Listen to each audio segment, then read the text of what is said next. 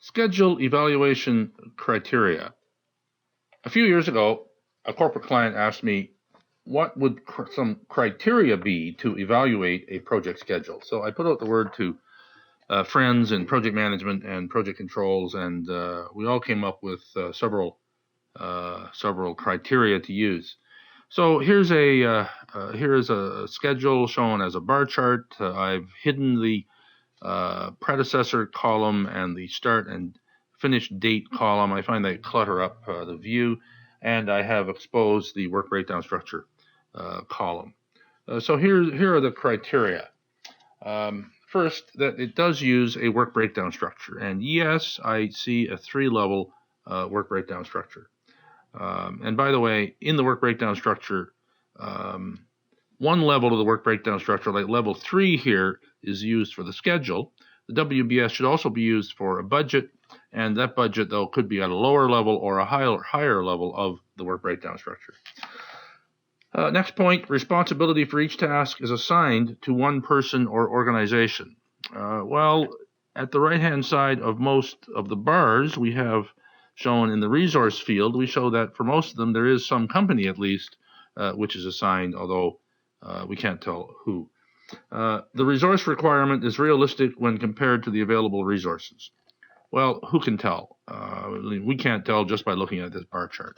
Although it would seem that there's a lot of procurement activities going on in a short period of time.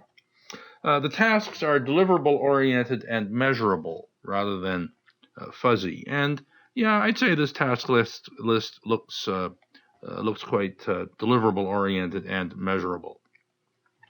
We like the bar chart to show milestones. Yeah, there are some milestones there and there. A very small symbol. Maybe I should have made that symbol a bit larger. But yeah, there are several milestones that have some meaning to people. And has it been baselined? Well, some of you may answer yes, it has been baselined. But no, actually, this is that is shading on the underside of the bar just for aesthetic purposes. Another point would be that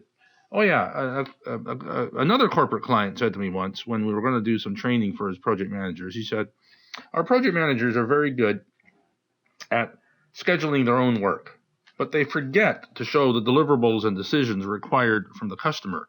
He says, and we like to put those into a schedule so that we can remind the client to do those things. And if they don't do it, then later we can show that we did ask them to have done it and that it created a delay in the schedule.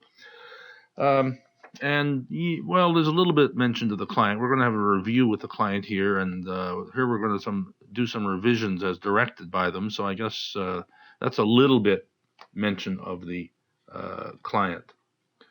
And that same corporate client of mine said to me when saying that his project managers were good at scheduling their own work, he said, but they're not very good at scheduling procurement tasks. They don't think until a Friday afternoon that they need something delivered to their project by Wednesday the next week, and that's short notice. Then we have to pay extra money and urgent delivery. It would be better if they put purchasing activities in the schedule, because then it reminds them and us to do that purchasing. So is it here? Well, yeah, in fact, there's quite a section here of purchasing activities. And a rather important one, is the schedule based on a critical path network calculation, and does that critical path, is it traceable and does it make sense? Well, we can tell here from all the dependency arrows, there is a dependency arrow going in and out of every task, obviously except the very first one and the very last one.